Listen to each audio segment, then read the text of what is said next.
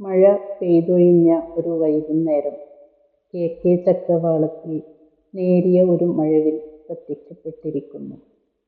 നനഞ്ഞ മണ്ണിന്റെ ഗന്ധം ഒരു ഗൃഹാതുരത്വത്തിന്റെ ഓർമ്മകളെ ഉണർത്തുന്നു. ഓർമ്മകൾ ഒരു പുഴ പോലെ മനസ്സിലൂടെ ഒഴുകി നീങ്ങുന്നു. ദൂരെ വയലുകളിൽ പണിയെല്ലാം കഴിഞ്ഞു നടന്നു വരുന്നവരുടെ പാദസ്വരങ്ങൾ കാതിൽ അലയടിക്കും പോലെ. അന്ന് ആ പഴയ തറവാട്ടുമുറ്റത്ത് എന്നോടൊപ്പം അവളും ഉണ്ടായിരുന്നു.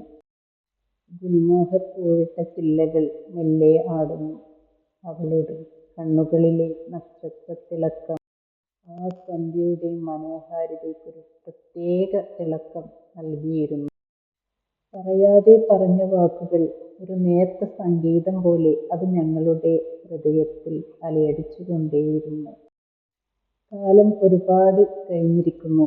എങ്കിലും അന്നത്തെ ആ സന്ധ്യയുടെ മധുരം ഇന്നും മനസ്സിനുള്ളിൽ മായാതെ അവശേഷിക്കുന്നു. ഓരോ കാറ്റിലും ഓരോ ഇലയിലും ആ ഓർമ്മകൾ ഒളിപ്പിച്ചു വെച്ചിരിക്കുന്നു. ജീവിതം ഒരു പുഴ പോലെ മുന്നോട്ട് ഒഴുകുമ്പോൾ ചില തിരിഞ്ഞു നോട്ടങ്ങൾ ഒരു കുളിർമഴ പോലെ നമ്മെ പൊതിയും. നഷ്ടപ്പെട്ട വസന്തത്തിന്റെ ഓർമ്മകൾ ഒരു നനുത്ത വേദനയായി മനസ്സിനെ പൊതിയും.